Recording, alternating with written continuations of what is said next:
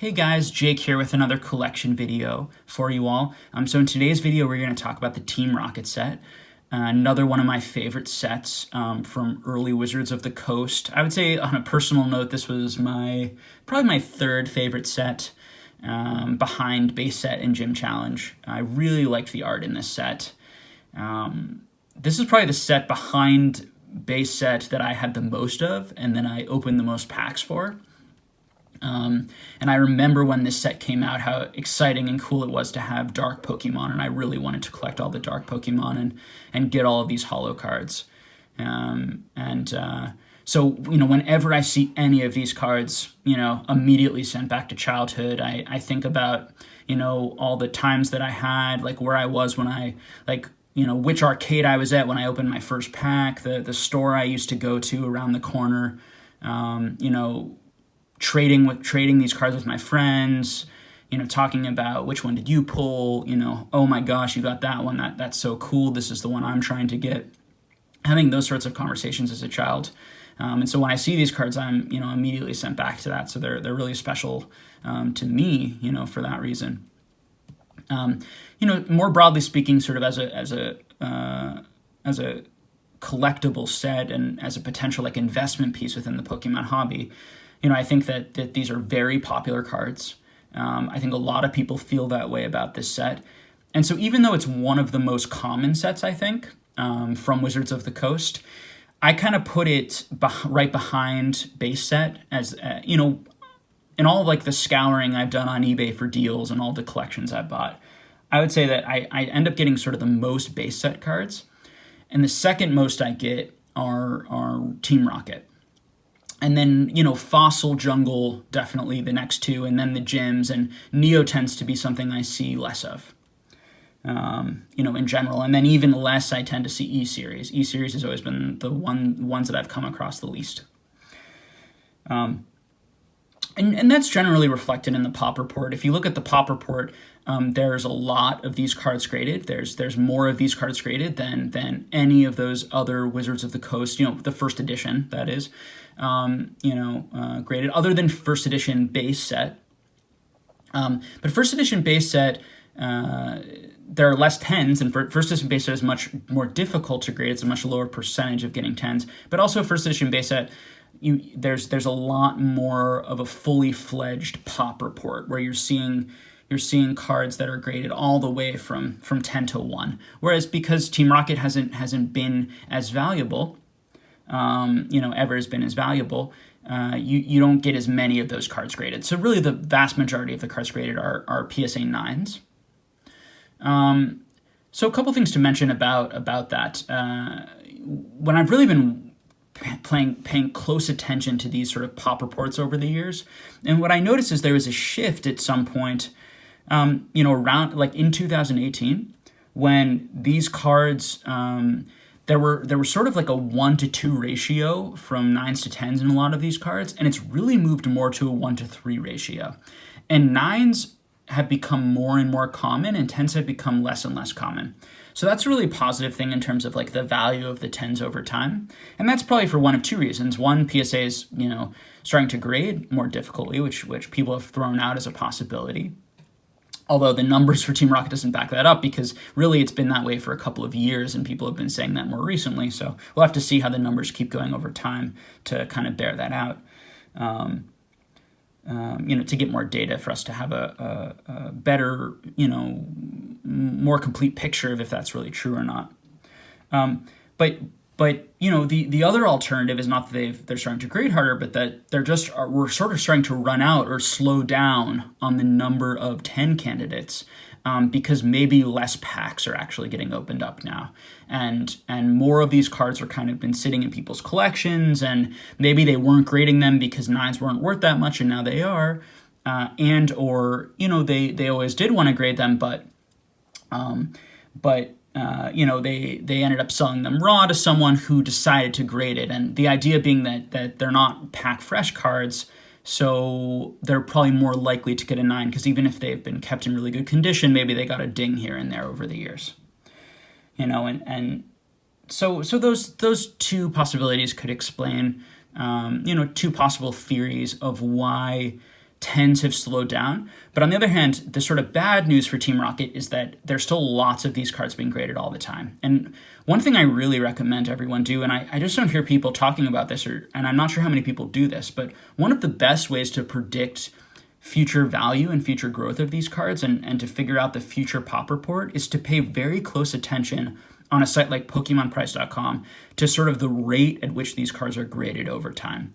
And this set has not slowed down in terms of 9s, which means that there are probably still a lot out there, and we're really not going to see a slowdown in 9s probably until we're getting close to the pop report really being filled out.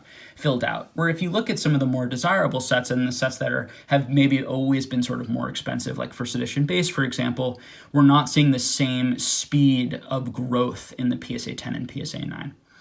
All right, so that means that there's still going to be a lot more of these cards. So the bad news is that there's going to be very likely going to be more of these cards continuing to come on the market. A lot more 9s and more 10s.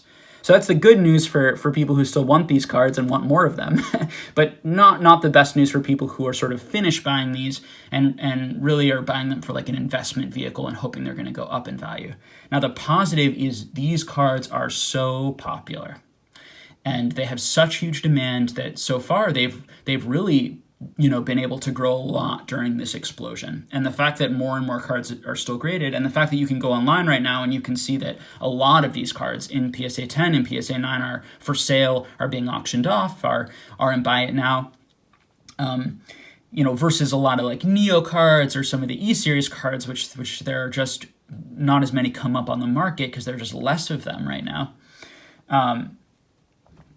That they're still being absorbed in at kind of new high prices. And recently I've been watching, and I think they're starting to really slow down, and I've seen some really small retraces. I wouldn't call it a retrace, to be fair, because for me to say that there are real retraces on a card, I need to see a card go down 3, 4, 5, 6, 7, 8 sales in a row.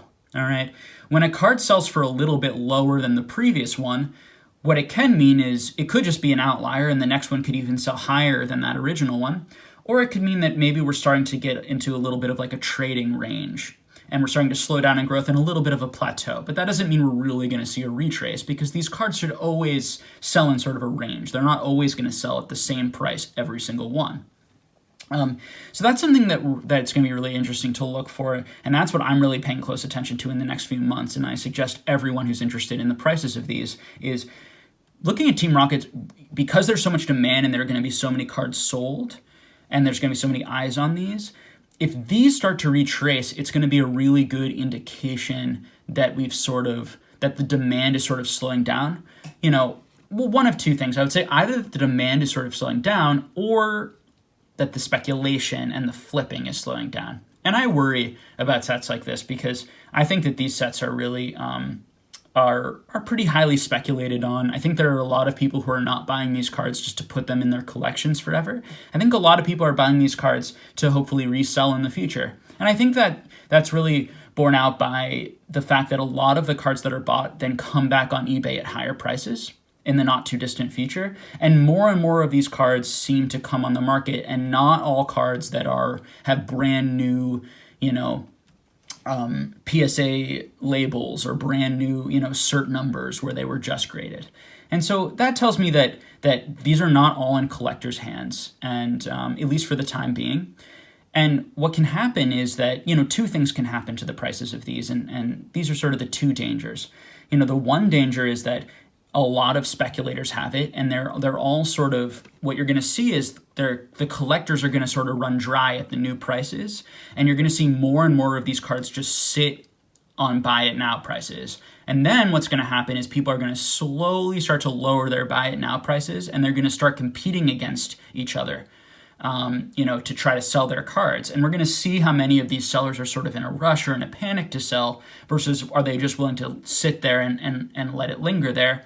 And that's going to give us a real indication of are we going to see retraces to watch very closely. And in the past, I would see those patterns. Those patterns happen a lot in Pokemon where there's sort of a hype and a buying frenzy. And then you start to see cards Lots of people list their cards at really high prices that nobody buys, that nobody wants to buy, and then they slowly start to undercut themselves until they get to a point where buyers are willing to buy again. And what's really important to think about is the psychology of that. I think right now a lot of people have a fear of missing out, and if they see only one of those cards on eBay, they say, well, I've got to buy that one because if someone else buys it, it's completely gone.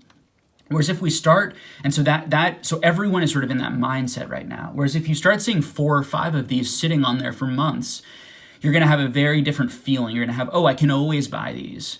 And when if that feeling comes back into the market, then you're going to see people sort of willing to sell more because they feel like, oh, well, maybe I can rebuy in the future for the same or for a lower price. And you're also going to have people who aren't in as much of a rush to buy, and they're going to wait for a price that better suits them.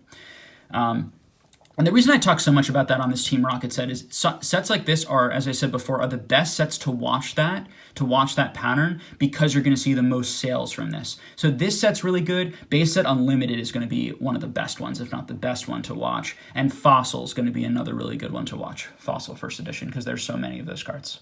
All right. So I hope that makes sense and is really helpful to people for me to kind of explain my thinking around that and what to watch and what I'm looking for. So let's look at some cards.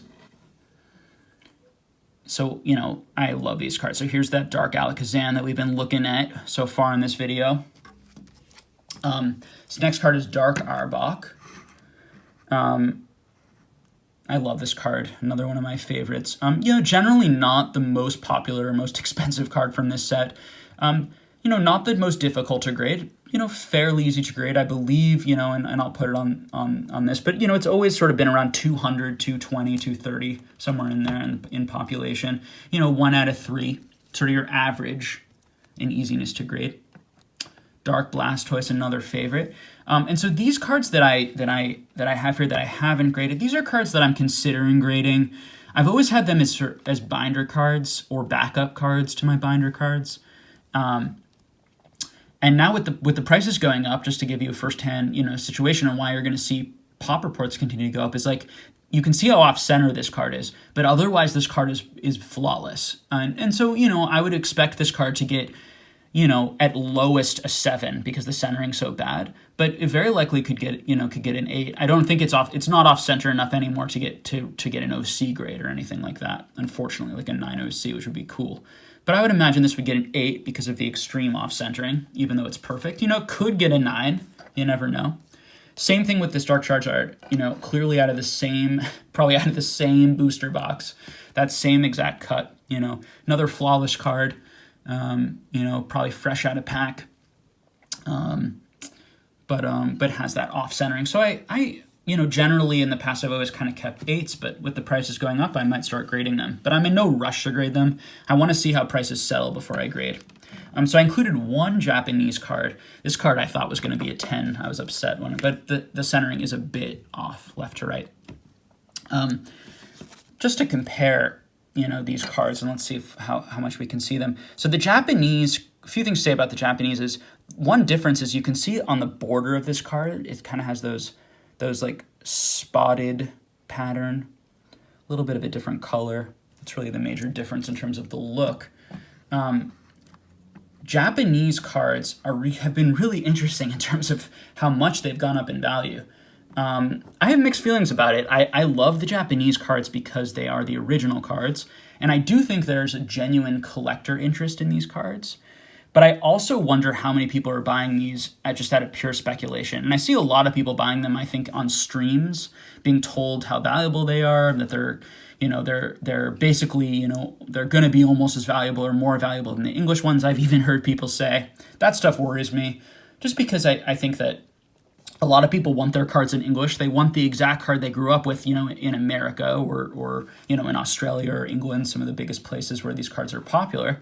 And where people are actually spending money for them, collectors are spending money for them. The other really huge thing to note is that there is a holo in every pack of Japanese, all right, versus your 1 in 3, in the English version.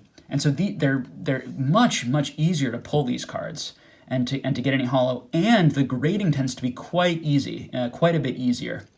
You do have centering issues on these, but you rarely, if ever, have any damage on them or chipping or anything on the back. And that's really what hurts the English cards. So here's the Dark Dragonite. Another card that has that exact same centering issue. Beautiful card. This is actually one of the harder ones to grade. Definitely not the hardest. Even harder than this is like the Dark Magneton, the Rainbow Energy one. But the hardest to grade of the sort of top tier Pokemon in the set, and such a beautiful card, such a beautiful art. I really would love to own this in a high grade. I just never came across one that I felt comfortable buying at the price. And I've always felt like Team Rocket, despite its beauty and all these sorts of things, was a little bit overrated in price for me compared to some other things. I always felt like Gym Challenge and some of these other sets were just better value, and I loved those sets like just as much, so I would always put my money in those more. Dr. Trio, really cool card. I love all these cards. Art is amazing. Love the background. A 9 there. Dark Golbat. So even these like less popular Pokemon and less popular cards, I just think they're so cool. Such a fan. The Dark Gyarados. Interesting art on this one. I remember as a kid, this one kind of stood out to me with his face there and his sort of eyebrowish looking things on his face. I thought was interesting looking.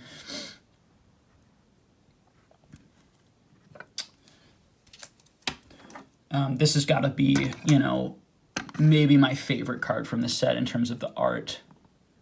Really cool. I also always really liked Hypno. I always thought Hypno was an underrated Pokemon, and Dark Hypno, makes so much sense. So cool. I love Psychic type Pokemon. So I have a few of those because I was like, these are, to me, the coolness of the art, and I've always felt that Pokemon was underrated, so I went after a few of those when I could get them for pretty cheap. Dark Machamp. So here's that Dark Magneton that I do not have graded. Very, very expensive card. And for me, it's just like I don't care enough to have a PSA 10 full set of these. Like I would never buy this in PSA 10 because it's so expensive because of how difficult it is to pull. I would much rather just like have an ungraded version that's like very cheap, or like a PSA 9 or PSA 8 for a reasonable amount. Other people feel very differently than me, of course, and pay huge amounts for that card. But I do love and the Dark Slowbro has a Team Rocket guy in the back too. I do love that. That shadow is really cool with the R on it. But otherwise, like not my favorite card from this set, but certainly a really cool card. Just seems like a lot of money to pay for a Magneton. It's just not one of my favorite Pokemon. This, on the other hand, love this card. One of my favorite cards from the set. Another one of my favorite ones. I love the Team Rocket guy in the background and the shell. That evil shell and his look. I remember pulling that as a kid. It was so exciting. Not in first edition, but in Unlimited. Dark Vileplume. So here's the Dark Weezing, the easiest one of the Pokemon, at least, to grade. Pretty easy card to grade. Although this too, like all of them, the 10s are slowing down. The 10s are slowing down, and the ratio is sort of improving over time, the 10-to-9 ratio. Be interesting how that continues to fill out over time. Here comes Team Rocket, the Holo Trainer.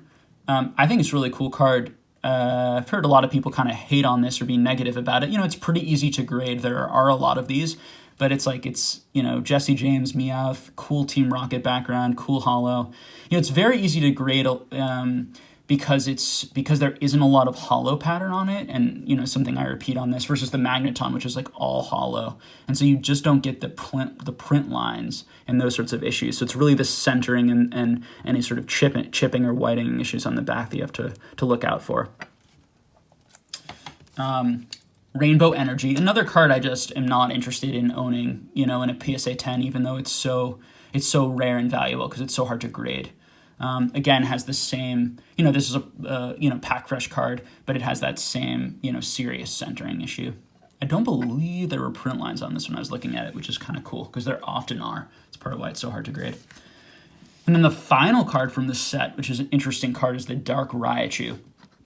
And this card was the first, English Pokemon, secret rare, which is kind of cool. Although there is a misconception I've heard about how difficult this is to pull. I've heard a range on this card, like anywhere between like 1 in 50 packs to 1 in 100. I've heard some people say. I don't know if anyone in the comments can give your opinion on that or your experience. Hey, the camera shut off there. So just to quick finish that point, and the potential misconception that people have is that, to pull a normal holo from one of these packs, you're talking about a 1 in 51 chance, theoretically, to pull any specific holo, because there are 17 different holos, 17 times 3 is 51. Because you get a holo 1 out of 3 packs on average, and so really this card is about as difficult to pull as any holo, to maybe twice as difficult to pull is the theory from things that I've read of people who have opened lots of Team Rocket packs, their experience from it. And I think that the pop report really reflects this. There are a lot of these graded. It is a pretty difficult card to grade. It's more in the 1 to 4 category, 1, 10 to 4 9s. So it's a little bit more difficult than a lot of the cards are like more the 1 to 3. Some of them are quite a bit easier, even under 1 to 2, like the Weezing, as I said before. And the Gyarados is also one of the easiest from my memory.